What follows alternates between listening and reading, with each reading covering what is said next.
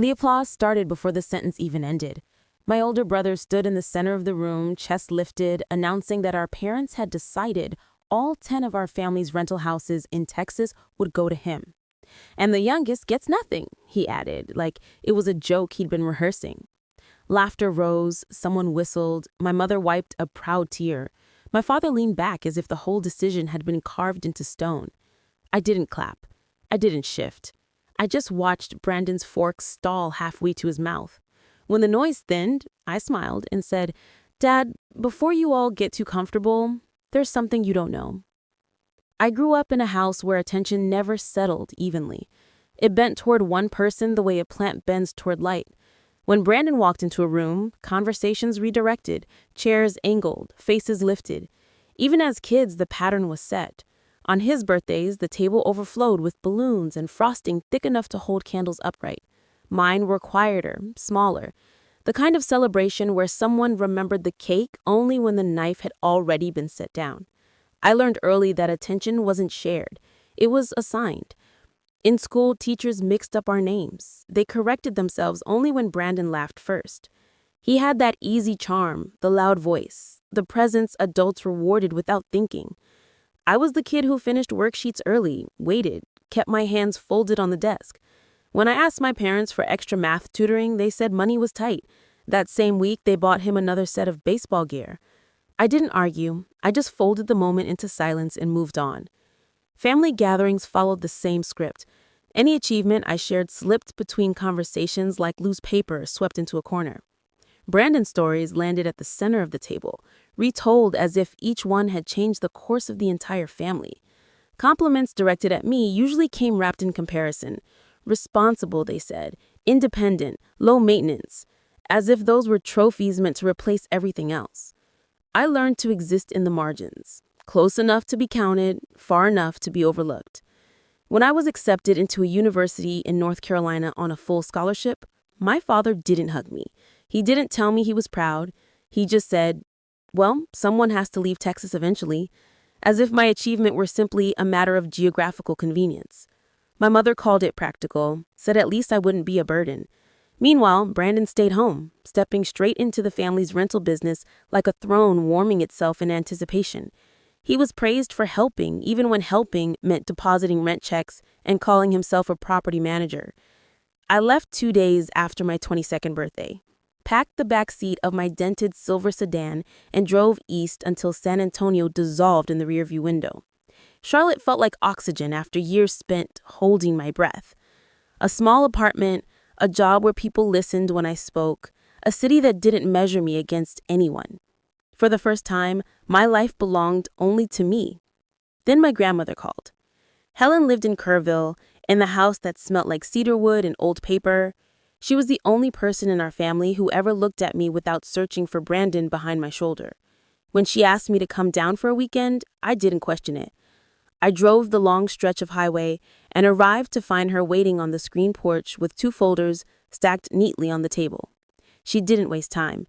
She handed me the first folder, payments, expenses, logs, lines that didn't add up, rent that had vanished, categories labeled repairs with no receipts to match. 18 months of quiet siphoning from the properties she'd spent decades nurturing. She gave him access because he said he wanted to learn. Turns out, he learned something else. The second folder was heavier. Inside were documents, a living trust naming her as trustee and me as the successor, along with deeds already prepared to transfer ownership the moment she signed. No speeches, no theatrics, just her calm recognition of what needed to happen. We signed everything the following Monday, a notary sitting across from us while the ceiling fan clicked softly overhead. When it was done, she poured 2 small glasses of bourbon and said, "Now it's finished. Remember this, Rachel. Paper outlives promises." She made me swear to keep it quiet. I did. That was the day I fully understood the place I had always been assigned in this family, and the place she believed I deserved instead. After my grandmother's funeral 2 years later, the house felt hollow in a way I didn't expect. Not quiet, just emptied of the one person who ever saw me without comparison. I planned to drive back to Charlotte the next morning, but my mother called late that night. Her voice was soft in a way that felt rehearsed. She said, "Stay one more day. We need to talk about the properties." I knew what that meant long before I walked into the dining room. The table was set like a business meeting, coffee cups arranged in a row, legal pads lined up, my father at the head as if presiding over something official. Brandon leaned back in his chair, legs stretched out, tapping a pen against his palm like he already knew the ending. My mother hovered behind them, fussing with napkins no one would touch. My father pushed a single sheet of paper toward me. "This is just a simple form, a waiver. Since your brother has been managing everything here in Texas, it only makes sense for him to take full responsibility. This just prevents confusion down the line." I didn't touch it. Not yet. "It's nothing personal, sweetheart. You're building your life in Charlotte. He's here. It keeps things peaceful." Brandon finally spoke, impatience cracking through fake confidence. "Come on, Ratch, just sign it. No lawyers, no drama. Let's keep this clean." The room smelled like lemon polish and stale coffee. I lifted the paper with 2 fingers. 10 property addresses, listed neatly. A signature line waiting for me to erase myself. No one asked what I wanted. No one asked what I knew. They assumed I would do what I'd always done. Bend, stay quiet, make it easy. I slid the paper back across the table. "I'm not signing this." The words didn't rise, didn't fall. They simply existed, heavy enough to tilt the air. My father's eyebrows shot up. "Don't start," he warned, the tone he used when I came home late as a teenager. My mother's eyes glossed. Brandon scoffed under his breath. I didn't explain. I didn't defend. I didn't give them anything to push against. I stood, picked up my keys, and said nothing at all. On my way to the door, Brandon muttered, "She'll come around." I almost smiled. They truly believed that. I drove back to Charlotte that same night, headlights carving a narrow path through the dark stretch of highway. The air inside my car felt heavier than it should have, like the words I hadn't said were writing in the back seat. When I reached my apartment just after dawn, the city was still quiet, the hum of early traffic drifting up from below. I placed my keys on the counter, kicked off my shoes, and went straight to the small shelf beside the window. The fireproof folder sat exactly where I'd left it, spine facing outward, untouched. I pulled the folder down, feeling its familiar weight settle into my hands. I set it on the dining table, the same table where I'd spent nights reviewing contracts and payments for my job. But this time I opened it not as an analyst, not as someone detached from the numbers, but as someone preparing for something far more personal. The trust came first, then the deeds. 10 sets of recorded pages, each with the county seal pressed into the corner. I laid them out one by one, forming a precise grid across the table. The paper felt cool against my fingertips. Organized. Final. The room felt still, like it understood what I was about to do. I booted up my laptop, opened a blank spreadsheet, and began typing. Columns for addresses, columns for dates signed, columns for record numbers, columns for payments, clean ones and the ones that didn't match.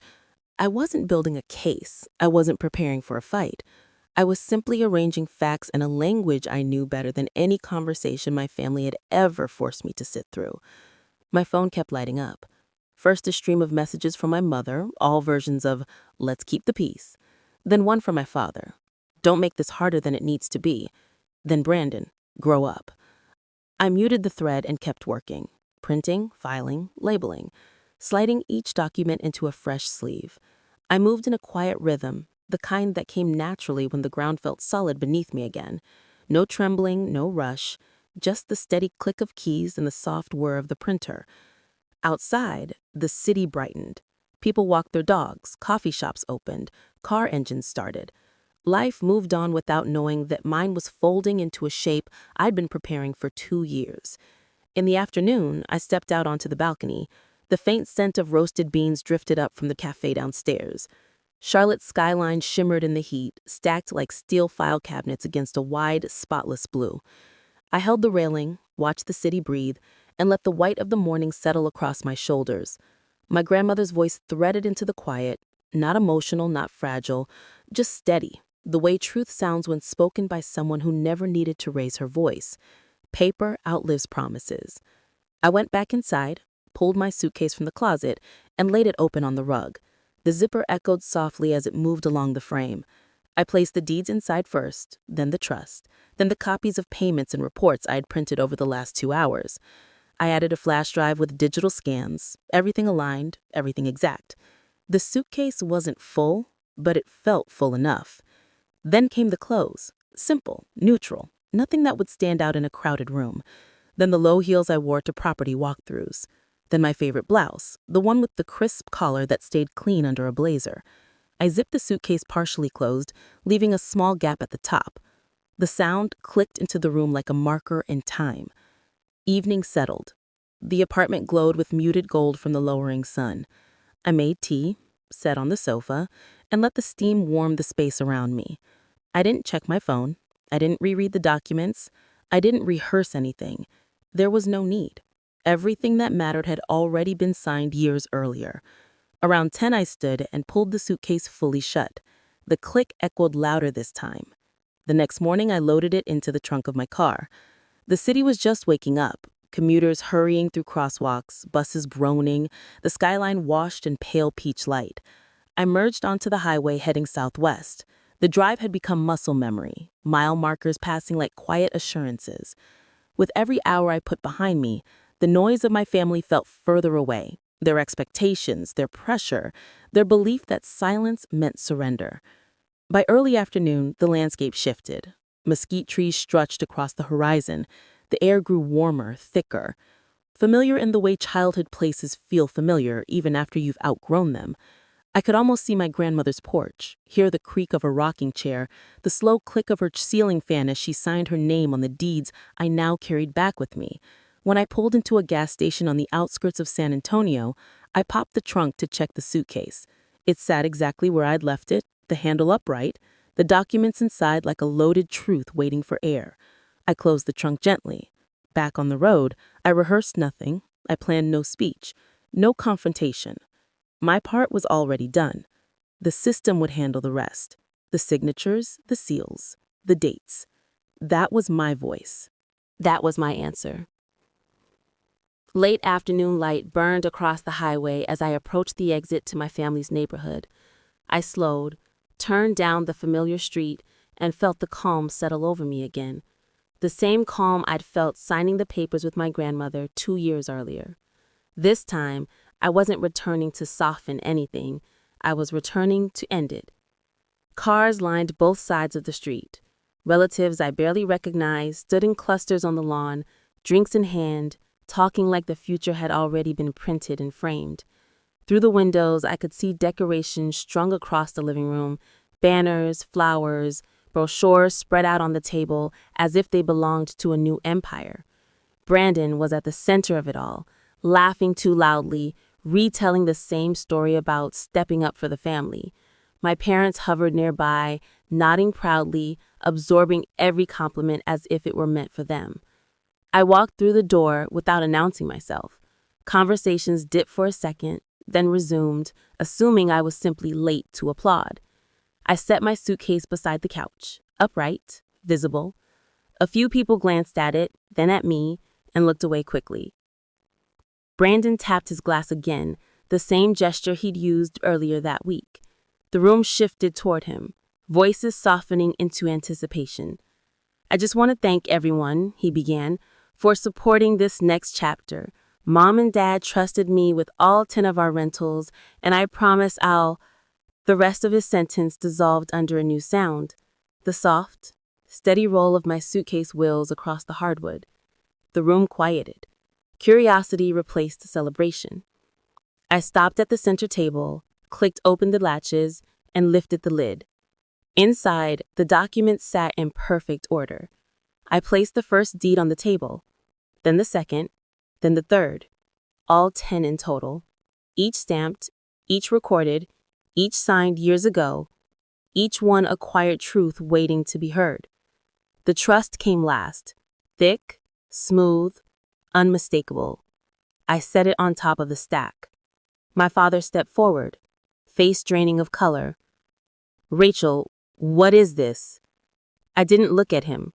I shifted slightly so the family attorney, who'd arrived minutes earlier to celebrate, had a clear view. He moved closer, adjusting his glasses, reading the header, the signatures, the dates. These are recorded, he said, his voice flattening into something official. All 10 properties were transferred into a living trust 2 years ago, and she, he nodded toward me, is the legal successor. Brandon's voice cracked before it rose. What? No, what are you talking about? They were supposed to go to me. The attorney didn't raise his tone. They were no longer your grandmother's to give. They've been under her trust and her chosen successor since the documents were signed and notarized. Brandon grabbed one of the deeds, flipping pages as if a different ending might appear between them. This is fake. It isn't, the attorney replied. I notarized similar filings for her myself. Everything here is consistent. A chair creaked. Someone inhaled sharply. Somewhere near the back, a cousin whispered a stunned, "Oh." Then, from the hallway, a voice I hadn't heard all afternoon. Evan stepped forward. Quiet Evan. Overlooked Evan. The one who blended into rooms the way I once did. I drove her to the notary, he said softly. She asked me not to tell anyone. She said Rachel would understand. My mother covered her mouth. My father sank into a chair as if the weight of the last decade had finally settled onto him. Brandon stared at the documents, chest heaving, waiting for someone to rescue him. No one did. The room stayed perfectly still. The only sound was the low hum of the air conditioning as the truth settled over everyone like a closing door. I drove back to Charlotte before sunrise the next morning. The roads were empty, the sky still colorless, the kind of quiet that feels like it belongs to no one. My suitcase sat in the back seat, the documents inside no longer heavy, just settled, like something finally returned to where it belonged. When I reached my apartment, the city was waking up. Lights flicked on in high-rise windows. Someone walked a dog across the street. The world kept moving, unaware that mine had shifted into a simpler shape. I placed the suitcase in the corner, opened it only long enough to lift out the fireproof folder. I set it on the highest shelf where sunlight wouldn't reach, and no one else's hands ever would. The click of the shelf settling felt like quiet punctuation. Later, I stepped onto the balcony with a mug of coffee. Midtown stretched beneath me, traffic humming, voices faint, a breeze brushing the railing. For the first time in a long time, my phone didn't vibrate with demands or guilt or explanations disguised as concern. No messages from my parents, no new group chats, nothing pulling me backwards. I didn't feel triumphant. I didn't feel vindicated. What I felt was space, clean, unoccupied, finally mine. I thought of my grandmother, not her voice, not her warnings, just the steadiness in her eyes the day we signed everything. She hadn't given me a burden. She had given me permission. Behind me, the apartment stayed still, morning light drifting across the floorboards. Ahead of me, the city unfolded in slow, certain movement, and for the first time, I didn't feel the need to go back. Some truths don't need to be argued. They settle the way paper settles into a folder, quiet, precise, undeniable. I learned that boundaries aren't loud. They're the doors you close without explanation, the signatures you don't announce, the silence you choose because it finally belongs to you. My family keeps searching for the version of me who bent, who stepped aside, who stayed small. She's gone. What remains is the life I began the moment I stopped waiting for their permission. And if stories like this stay with you, stay close. There are more truths worth hearing.